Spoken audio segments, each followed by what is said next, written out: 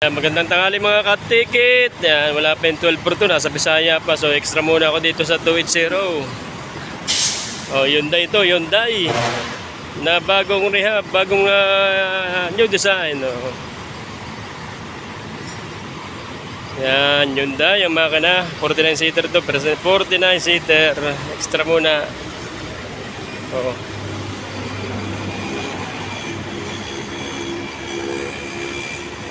At yung konduktor ay masama na sa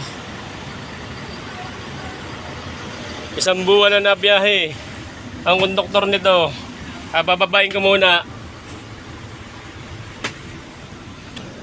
So yan ang loob ng 280 syempre. Yan, Como Bloods na kulay itim, mga flooring. At syempre orange at saka itim na may transparent na plastic ang hairdress. Yan, bagong palitin ng kortina. Ayan, ito ay mahigit isang buwan na nabiyahe itong 280. Kasabay ito ng 579 at saka 593. Magkakasabay yung mga yan. Yan, palit lahat ng ilaw. At saka itong stereo ay bago na rin. Dati Pioneer, ngayon ay Crown. Ayan. Ito ay 49-seater. Ayan ang mga airduct. So hindi babanasin ang nasa likod. Maraming airduct dito. Bababa yung konduktor at isang buwat kalahati ang nabiyahe. Pati yung driver ay bababa na rin.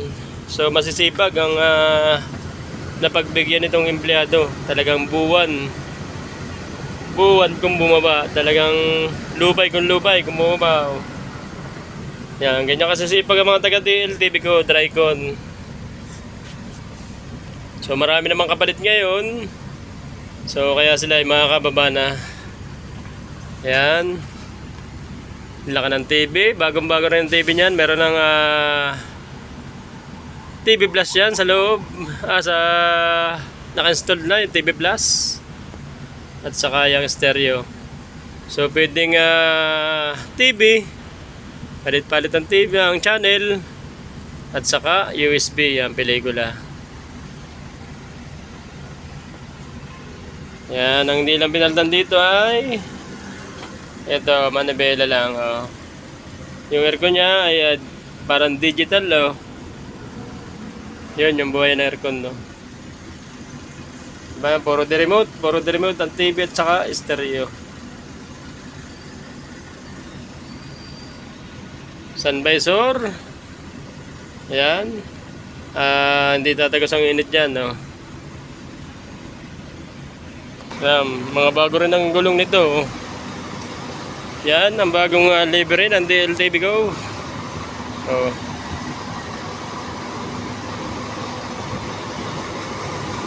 So malamig ito, malamig. Kailangan ito ay jacket. Yan, ang likod. So ganun pa rin. Hindi nila binago yung style, yung design. Hindi nila ginawang mukhang Volvo. Yan, para mabilis ang pag-rehab. Talagang ganun. Yung driver ay extra din. So pares kami extra. Pagpahingain muna yung regular na dry ko nito para pagbalik nila ay press na press. Talagang ready na ulit sa mahabang biyahe.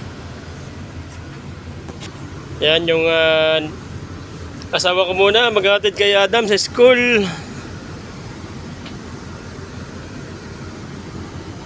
Ngayon ay bigay ng card. Sayang hindi natin makikita yung grado ni Adam kung talagang siya ay matalinong bata. So pag uwi na lang, pipicturean na lang para makita yung grade ni Adam. So kahapon ay 3 kanyang star. 3 very good ni Adam kahapon.